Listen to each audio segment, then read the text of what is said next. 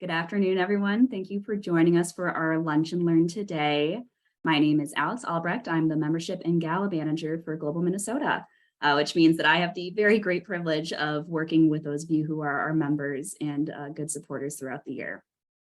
I'm so appreciative of today's speakers joining us from the UK Natural History Museum and that they're willing to speak with us about what's going on over the pond there. One of the great things to actually come from these virtual events these past few years is that we can form these unique connections and kind of travel really all over the world. It's a lunch and learn for us and more of a dine and learn for them in that time zone. So we'll be talking today about the UK Natural History Museum. Wanted to thank all of you for joining us. We know that personal connection creates understanding, and we appreciate our members and supporters who act on and support our mission. So we wouldn't be here today if not for your engagement. If you are joining as a guest today, and this is kind of your first event, welcome. Hopefully it's a great hour here. I do hope that you'll consider becoming a member because members do enjoy benefits throughout the year. They get invitations to events like this, discounts on other events. And overall, if you'd like to chat about membership, I can talk your ear off. So feel free to send me an email.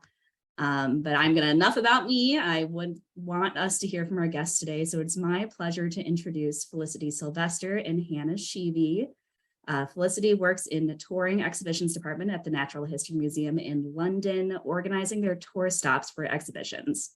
She moved to the museum sector after a couple of years working in publishing houses and brought over her experience in account management and contract negotiations. Hannah is a North Dakota, Minnesota native and a member of Global Minnesota. So thank you, Hannah. She works in the director's office at the Natural History Museum, where she focuses on moving the museum's strategy into action and progress. Prior to the museum, Hannah gained wide-ranging experience in policy and politics, both in the US and in the UK. So I'll invite both of them to turn on their cameras and unmute themselves to chat with us about their presentation today. But for the rest of you, we'll be having questions in about 30 minutes, so keep your cameras and mics muted for now. And when we're ready for questions, we'll ask you to ask them. So thanks for joining us. Excellent. Hi, everyone. Just bear with me a second while I do this screen sharing business. And share sound. Excellent. Cool. Are we good? Yep. Cool. All right. So hi, I am Hannah Sheevey, and as Alex said, I work in the director's office at the Natural History Museum. Just a bit of background, I've held a few roles across the museum. I essentially moved to the UK for doing my master's, and I stuck around, and I've been at the museum now for four years, and I'm currently the strategic planning manager, so working on a whole host of interesting projects. And Felicity. Hi everybody, I'm Felicity Sylvester. I'm Exhibition Partnerships Manager at the museum. It's my great pleasure to work with the collections that we have at the museum and touring them across the UK and the world with my colleagues in the Touring Exhibitions Department. We're kind of known as touring exhibitions, traveling exhibits, few iterations of what they're called, which depending on the sector and country that you're in. So yeah, you'll hear a bit of both throughout. Exactly. So I'm just going to walk you through a little bit about the museum, setting the sort of scene and our strategy, and then talk a bit about Our Broken Planet, which started out as an exhibition completely online, and then it went physical, and now we have sort of large aspirations for where it can take us as a program. So without further ado, thanks for having us here.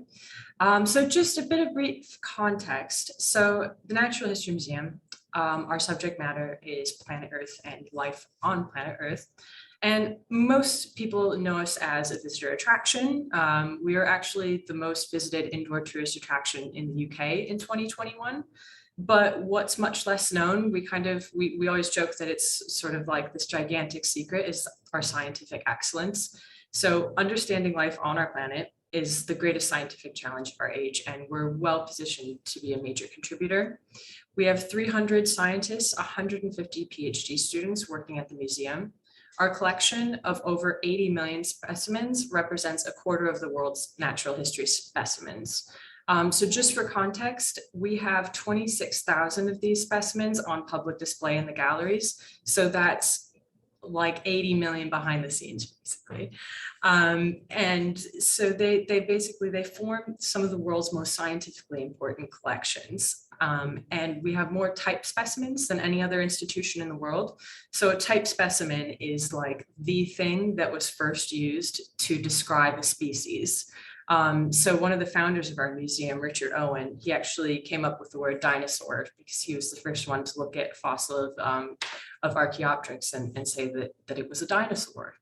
So that originated in the history of our institution. And the specimens are of central importance in many research projects around the world. They're visited by researchers in the thousands each year. We also are on a mission to digitize all of them. So as I said, we have 80 million. We have now digitized 6% of them onto a data portal. So we've got a bit of a way to go, but we're on a path to get there and make them more accessible to everyone across the planet, really. And we have important information about the specimens, images associated with them, everything. You can find that all on the data portal. So it's really important as one of our founding missions that we have all of these specimens and collections and we unlock their potential and bring them to the largest audience possible. Whoop.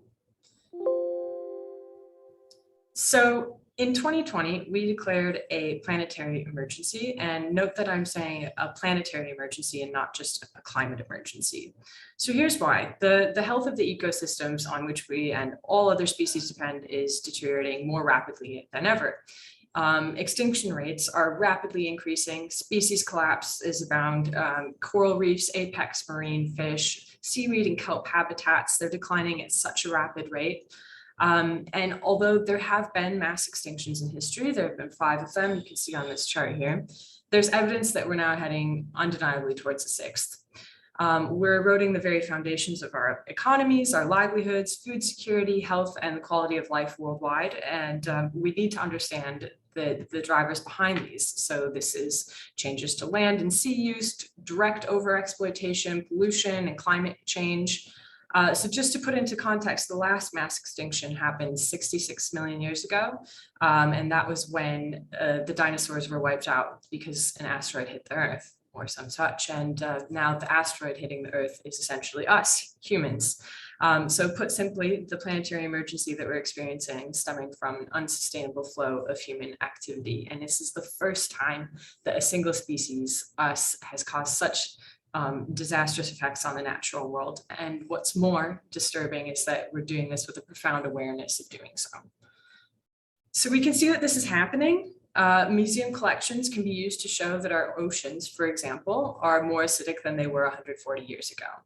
Okay, so these are CT scans of calcareous shells of microscopic plankton called foraminifera. And they were collected on an expedition, the Challenger expedition in 1870. Okay, and then you can see there's this is the one on the right. If you see that, the blue one on the right, that was the one collected in 1870. The one on the left was collected, same species, in an exhibition called the Tara expedition, which was just a few years ago. And if you notice, the big difference here is in the thickness of the shells. So you can see that the modern day one is considerably thinner. Okay, so our scientists have been able to look back in the collection and find these in the record. And this thinning is due to the increased levels of carbon dioxide in the atmosphere and subsequently more acidic oceans. So this chart here is mapping out how the oceans are becoming more acidic over time.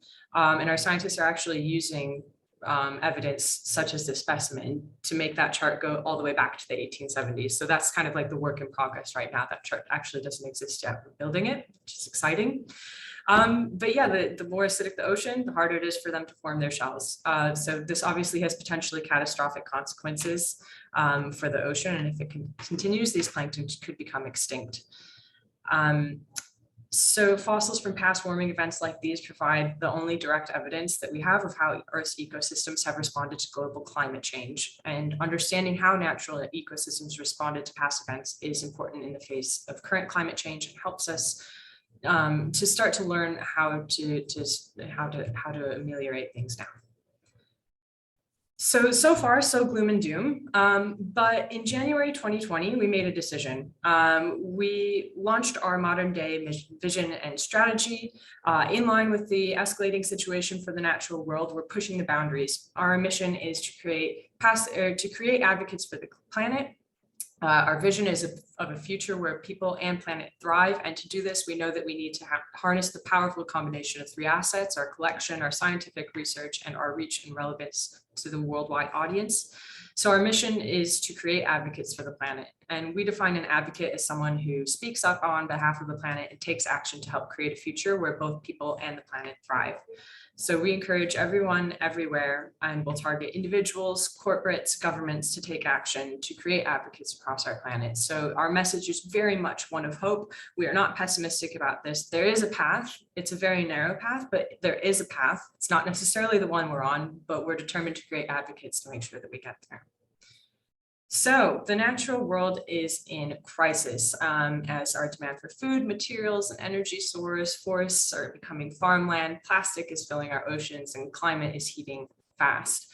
So when we declared the planetary emergency, and this was in January of 2020, we knew we needed to communicate this with our audiences and start having some serious conversations with them. But we all know what happened after January 2020. So we had this idea for an exhibition that was going to communicate this to our audiences. And all of a sudden we were stuck at home. So what did we do? We developed an entirely new exhibition entirely from home during lockdown. And it started with an open call out to our scientists on the intranet. And it culminated in one of our most successful and ambitious programs to date. And it started completely online. Eventually it got into our physical space, but it was really groundbreaking and something totally new for us. So I have a bit of a video that I'm going to play here that shows you in a nice way all what Our Broken Planet is about.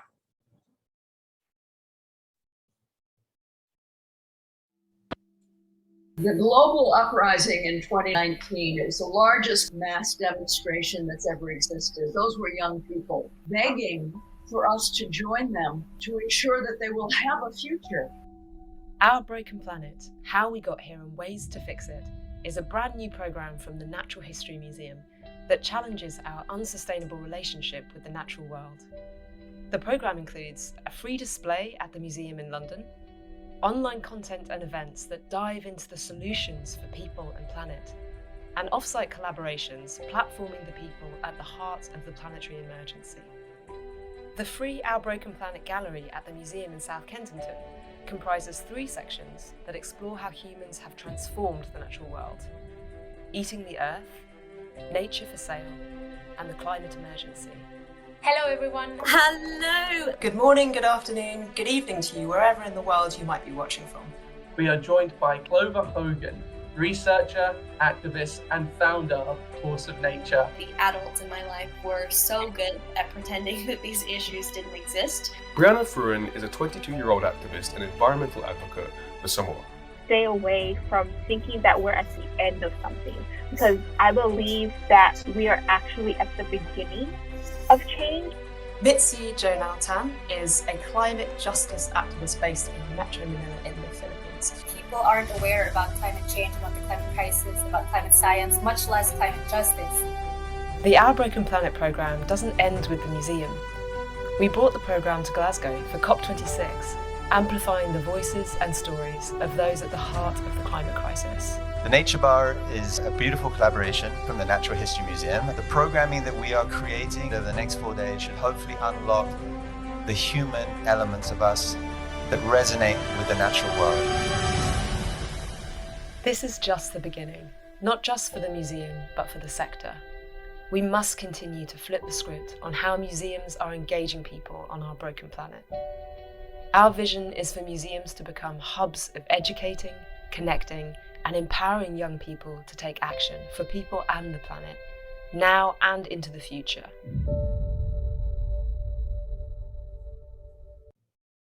So that's just a bit about what Our Broken Planet was. So we created this, it started out as an online events program, and we created a gallery which explores how humanity has affected the planet, how scientists are finding solutions from nature for nature. So it was a free exhibition, an events program, and digital content. And we took it to important global events like the UN Climate Conference. So I'm just going to take you through what the specimens were a little bit here. So the first section was called Eating the Earth, and these are the specimens that the scientists had put forward to be included. So a couple of the standouts here were a 3-meter long black marlin skeleton and a case that included all of the British bees that have gone extinct since 1800.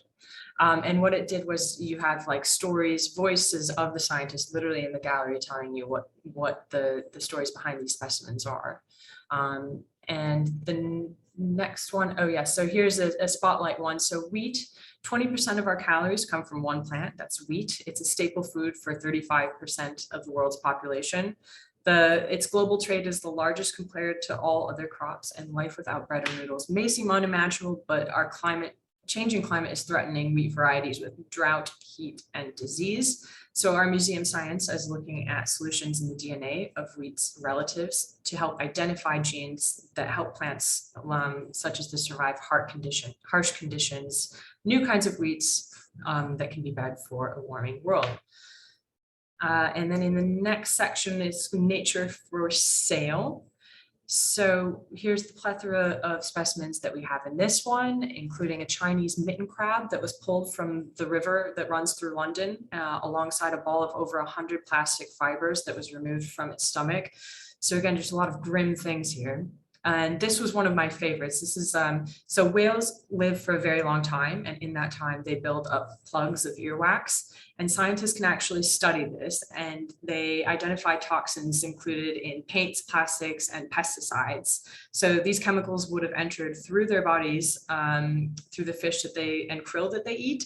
And then over time, those chemicals can damage the whale's immune systems and reproductive abilities, which is just also very sad. The last phase here was the climate emergency. And so I'm just going to take you through this one. The Sunday stone is a calcareous deposit that formed as slowly as water deposited a white mineral, sort of like coating the drainage at the bottom of the mine. And since the Industrial Revolution, the global temperature has obviously increased by more than 1 degree Celsius. Don't know my Fahrenheit anymore, but that is actually written into this stone. It's called the Sunday Stone because it records the working life of miners in the UK in the 1800s. So the dark lines here that you see are coal dust, which shows the days that the miners were working. And then the white lines are nighttime, Sundays, and holidays. So you can literally see the impact that mining was having in this one stone. So also the video mentioned that these specimens were all brought to life to audiences far beyond the physical home in the exhibition in London via an impressive program of online events. And yes, that did include Jane Fonda. That was her. So what's next? So Our Broken Planet ended a very successful first run just at the end of August. We had 1.2 million visitors that saw the exhibition in South Kensington here in London. And now we're looking to what's next. So really excitingly, last week, actually, we sent 2 representatives over to Bonn and Germany because they were having the UN Sustainable Development Goal Action Awards, and we were shortlisted, or Our Broken Planet was shortlisted as a finalist for one of the Inspire Awards. So it's getting a lot of really impressive traction, and we can't wait to see what's next. We've got big plans. Felicity, I know, will talk a bit more about it coming up. And I think with that, I'm going to pass over to Felicity. Thanks, Hannah. I always find it absolutely incredible listening to all of the science that's going on in the museum. Sometimes we forget how much stuff is going on all the time. So it's always wonderful to hear about it again. Hi, everybody. So I'm Felicity, Exhibition Partnerships Manager at the museum in the Touring Exhibitions Department. I'm just here today to talk about some of the exhibitions that we have touring, to tell you a little bit more about our department, what we do. We're part of the global engagement team at the museum, which helps with the outreach outside of the UK. We are a bit of a multilingual international team, not too international being British based in the UK. We're a team of 8 covering Italians, Australians, French people as well. So we have a nice bit of diversity there in our languages. My colleague Paolo and I, we approach venues with our exhibit proposals. We discuss the requirements for touring, resources needed to host a show, to successfully host a show, and we negotiate terms and contracts, overseas marketing, and also oversee the delivery of the shows. I work with venues in the UK, Spain, Portugal, the USA, Canada, Latin America, and the Middle East. As a team, we travel across the globe, wherever the exhibitions go, to oversee the planning, promotion, installation, and management of these displays in their temporary homes. We have produced exhibits only to tour, and also toured exhibits that were displayed in the museum. We then crate them up and transport them around the UK and overseas. We work very closely with our colleagues in the museum from interpretation department. They write the text for the exhibits, the design team who create shows that are fit and robust enough to tour for a number of years, with those colleagues in the science department who select the specimens from the museum's collections for the exhibits and join us on the installations to care for the collection items on the road as well. We also liaise with colleagues in marketing and audience research to produce compelling proposals, and digital teams who are incredibly talented at producing the films and the interactive exhibits that are in our exhibitions as well, and collaborate closely with operations to deliver them. So we're currently touring 3 exhibitions. The first one is Wildlife Photographer of the Year, Jurassic Oceans, Monsters of the Deep, and Fantastic Beasts, The Wonder of Nature. Okay, would you mind clicking to the next slide, Hannah? Thank you. So why do we tour exhibitions? We tour them because we're a national museum, and we have to share our collections. We share our exhibitions with audiences, both to contribute to the international dialogue on the natural world and to reach the widest possible audience as well, with scientific and educational content, much like many other museums do around the world.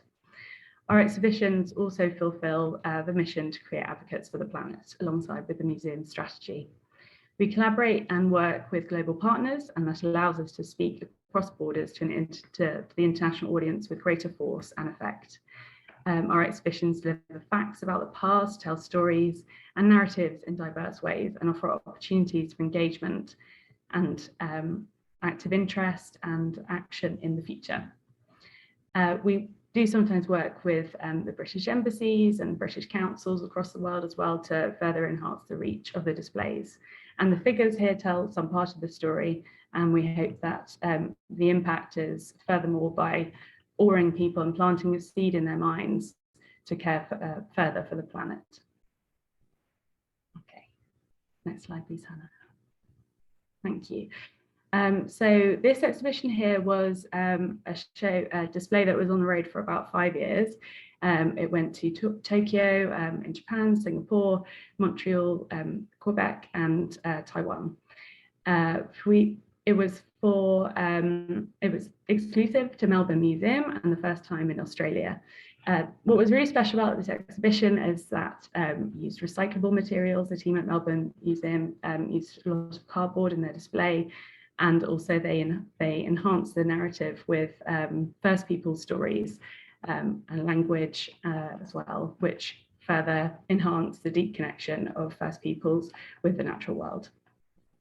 The exhibits included evidence of extinct animals, the world's biggest butterfly, a very large tortoise, and a very large crab, and also an unearthed fossil that helped coin the term dinosaur. So this was really reaching into the past and the future with all the treasures from the museum's collection. Okay, next slide please, Anna. Thank you. So moving right into the present, we've got 2 major specimen exhibitions on the road at the moment. Specimen exhibition is just that we've pulled items from the collection, kindly donated or lent from the curators and scientific staff for for as long as we can have them. So first off, we have Jurassic Ocean's Monsters of the Deep. This exhibition is 7,500 square foot, not square meters today, and takes visitors under the waves of the Jurassic seas to meet the fiercest, the largest, and the smallest marine creatures that were around at the time dinosaurs were roaming the land. So there's around 100 exhibits in the display, including real skeletons that were put together in the workshops, in conservation, replica skeletons that were put together in the workshops, models. We've got touchscreen interactives that were made by our digital team as well. And this takes visitors all the way back to the Jurassic world to meet the sharks, the diverse fish, the T-Rex of the seas at the time, the amazing marine reptiles, and takes us right up to today's modern giants as well. My favorite part of the exhibition is 3D scanned ancient plankton, that were digitized and brought to life in CGI, and it's a really fascinating digital display. And there's also a very cool interactive with Leod-6es, which was the largest Jurassic fish. Its tail was 10 foot tall, and you can see it eating bioluminescent plankton on a film. That's kind of brought it, visualized what it may have looked like. All of these exhibits are, anything that's created on film has a back and forth between the science community at the museum to inform exactly what it looked like and to make sure it's scientifically accurate. This Jurassic Oceans were produced by an all-male, all-female, science panel, and bringing together curators, researchers, and specialists.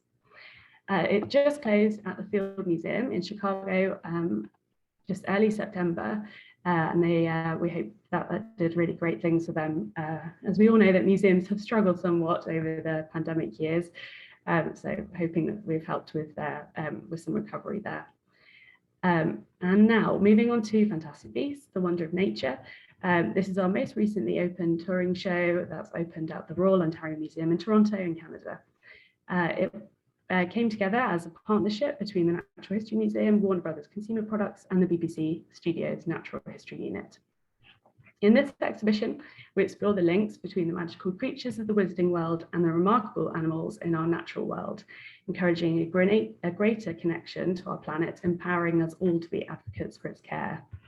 And in the last section, which is my personal favorite, we talk a little bit about, quite a lot about the science that we're doing to help preserve and care for the natural world.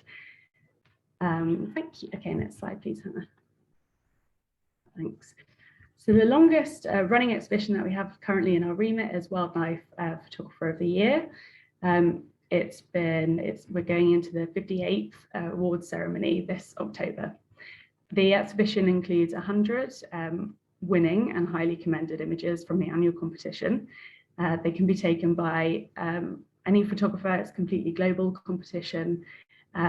Amateur, professional, hobbyist, anything in between, young, there's a young competition and adult competitions categories within the competition. And we usually get around 80-90 nationalities each year entering, which is exciting.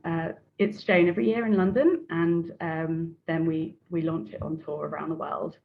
While it was closed in London, we also managed to have excuse me, if you can hear that. We also managed a digital award ceremony online, which we had, and that went really well. The digital team managed to produce during the pandemic.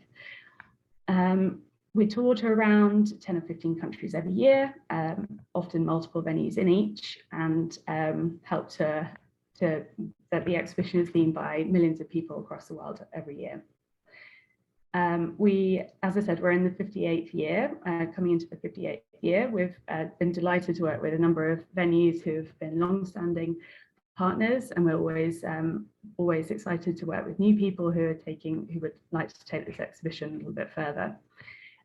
Most recently, we were able to work with the National Museum of Natural History in Washington as well, with Unforgettable Behavior, which is a book that compiles the most intriguing, rarely seen behavior of wild animals that was captured by photographers around the world, and this was created a beautiful display in Washington. And we also took this exhibition to the Dubai Expo in 2020 and the World Economic Forum as part of global engagement projects. Next slide, please, Hannah. So what's next for touring exhibitions? Can mean change when we look to the future so we just had the last stop of our dinosaur exhibition, T-Rex, A Killer Question, at the 700-year-old Peterborough Cathedral in the UK. That was a bit of a first for us to take our touring exhibitions to a cathedral, though our national programs have done that prior to us. So that was really nice to see the exhibition. Ironically, they looked very small in a cathedral, although they're not at all. That one I believe is 12 meters long. So yeah, but it was fantastic. They had a 6-week display there, but unfortunately, we've retired those exhibitions, and the team there did a wonderful display with some great marketing, great social media, and it's really intriguing to see where the exhibitions can be taken. So a little bit more about the future is Wildlife Photographer of the Year. Again, that will be touring, and we'll be taking that across the world for the 58th, and looking forward to the 60th anniversary coming up as well. Jurassic Oceans and Monsters of the Deep continues on the road in 2024. Looking forward to that. And Our Broken Planet hopefully will have ways to take that on the road as well in the future. We do often turn up at conferences, so we'll be at the American Alliance of Museums conference in Denver next year. And if anyone's there, please feel free to pop by. It's always nice to see people. Thanks very much for having us again, and hope that's a little bit intriguing insight into the world of touring exhibitions. So of course, we always have to end with a call to action. So as I described earlier, our mission is very much to create advocates for the planet, and we are in the process of working out how exactly we expect you to become advocates for the planet. And here are just a few of the ways that you can. So we're trialing a new site that's called Discover Biodiversity, where we're encouraging individuals to explore how they can take actions that improve biodiversity in their local communities. Our Broken Planet, as I said, it wasn't just a physical incarnation of something. It very much exists online. So you can actually go to our YouTube channel and find all of the past recorded events that we did for that. And then our touring exhibitions, they're going all over the world. And so I encourage you to check out if you happen to be near the next one. And that's all I've got.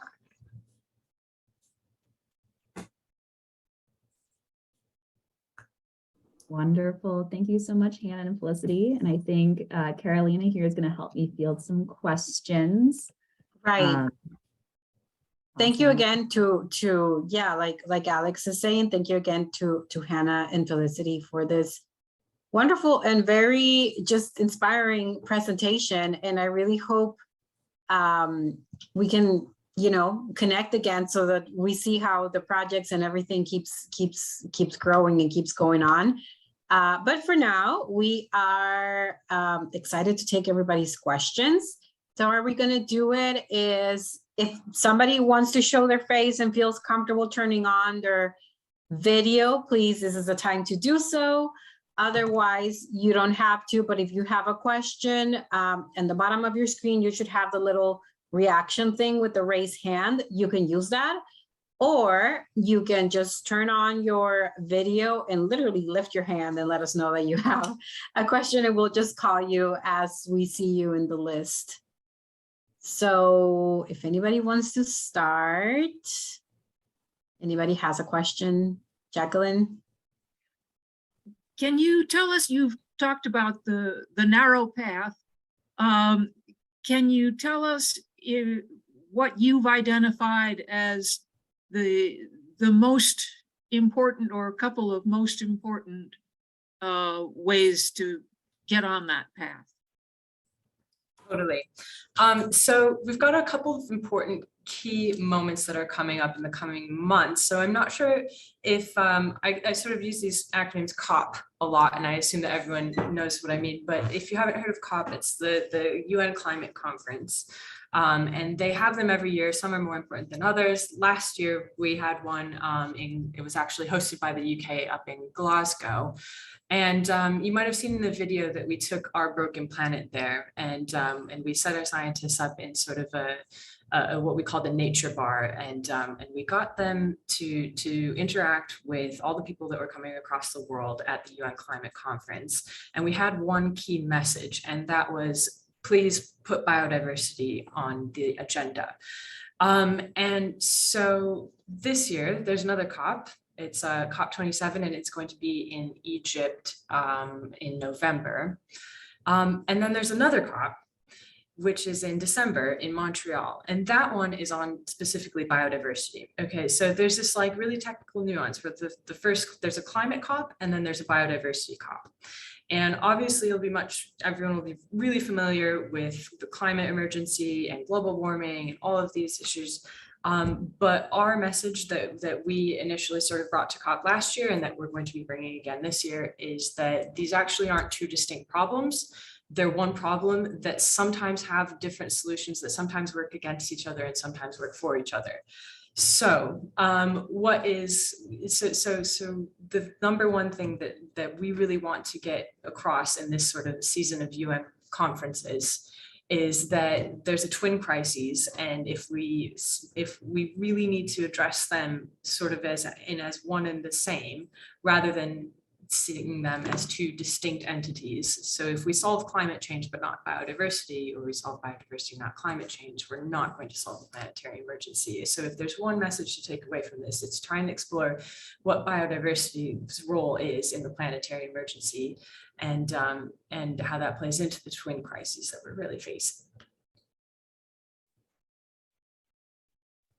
Thank you, Hannah. We have a question in the chat, and also people, if you feel more comfortable writing it down, feel free to use the chat for those questions as well. From Susan Plimpton, she's asking if there's a book associated with the Our Broken Planet exhibit. I think not yet. Do you know, Felicity? I don't think there is. No, not yet. No doubt. Watch out for it. Yeah, we'll let you know. Thank you. Oh, I should also say that at the climate conference that's coming up in November, we are going to be trying to take Our Broken Planet there in some sort of way. We're working, I think, with the British Council to try and take it to the Cairo Children's Museum and amplify the messages that way. So we'll be looking to have a presence there, which will be exciting. That is exciting. Does anybody else have any more questions?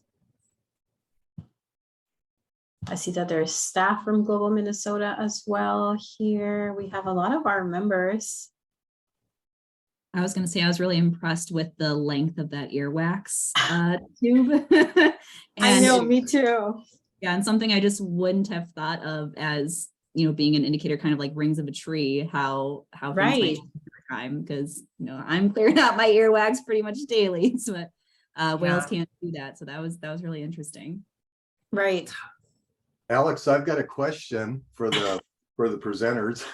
And first of all, very impressive. Of course, I'm a little bit biased. But anyhow, I'm curious, maybe they can talk about the collaboration between their researchers and international researchers in the UK and around the world as well. Yeah, I mean, absolutely. So the best way to kind of think about it is the museum science works a lot the same way that you would that a university does, right?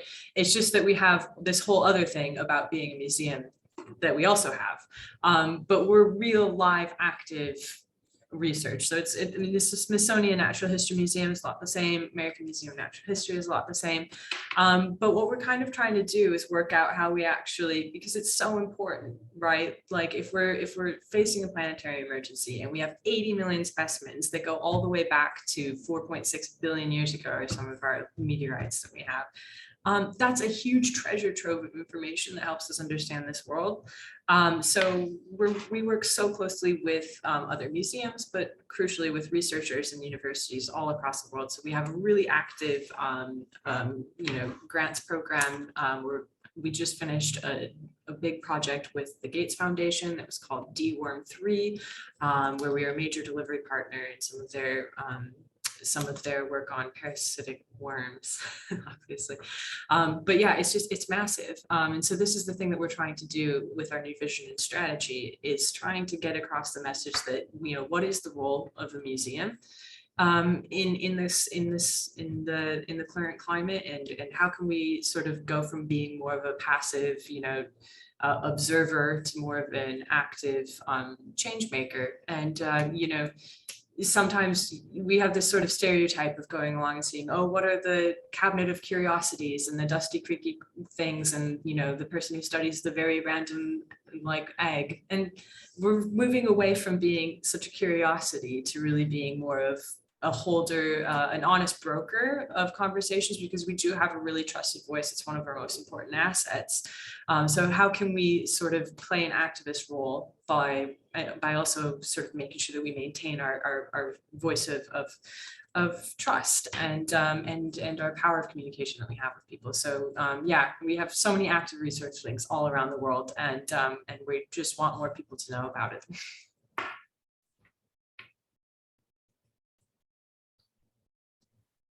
Yeah, absolutely. Just to add a small bit onto that, we sometimes have scientists who help write the exhibitions and contribute parts of their collection to the exhibits, who will go and do a talk or help inform writing some educational material for an exhibition. So in that way, it does play a more active role in the exhibit as well, rather than walking around just reading the text. Sometimes they'll come and post talks if we're able to do that as well. Yeah, that's kind of the gig, is that, so if you're a university researcher, you have to teach classes. Well, if you're a museum researcher, you have to do public engagement. So if some people don't like to teach, you can come be at a museum.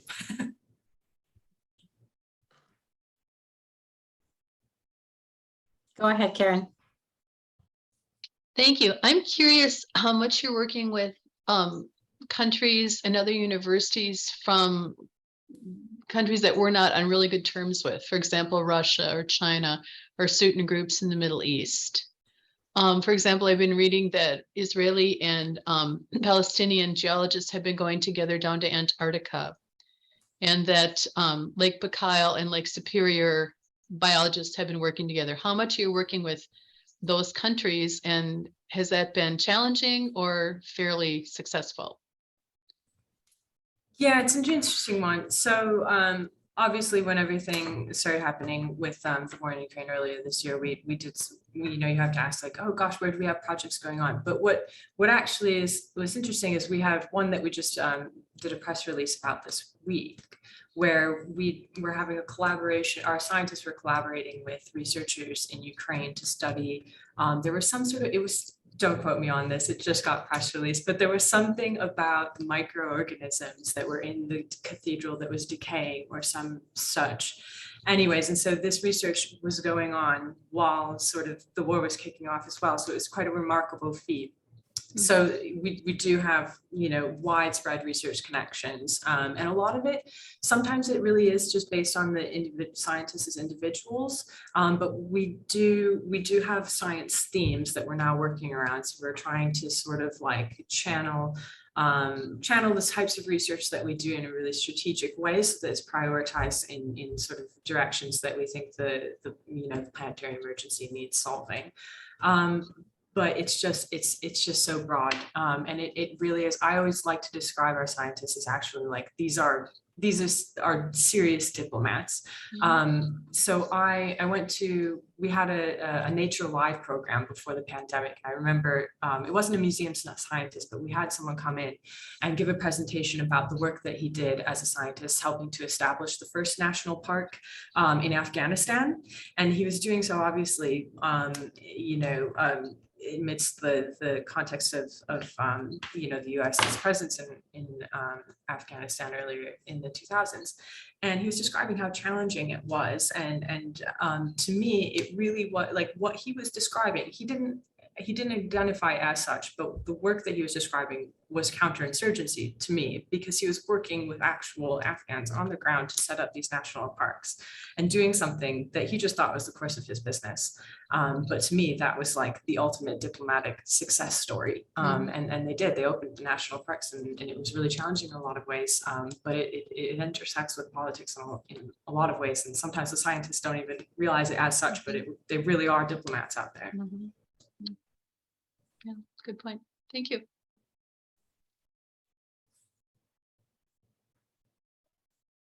Thank you, Karen. Anybody else have any questions? Thank you guys for answering all of this. Just to look back a little bit, as you saw, the person before Karen that asked a question, Dean, he is another member of ours, and actually the one to blame for this cool event. The connection, there's definitely a connection between him and Hannah. And as some of our most engaged members, it's always great to find that common thread between, you know, people that are doing cool things in Minnesota and cool things all over the world, right? So it's always fun when our members or just the people that belong to our community come and present us with these opportunities to learn about what the rest of the world is doing in different projects or different causes that are interesting and important for us, right? So thank you, Dean, and thank you, Hannah and Felicity, for being so generous with your time. Who else has questions? Does anybody want to send something in the chat? Turn on their audio, video. We're happy. I want to see. So we have some comments in the chat.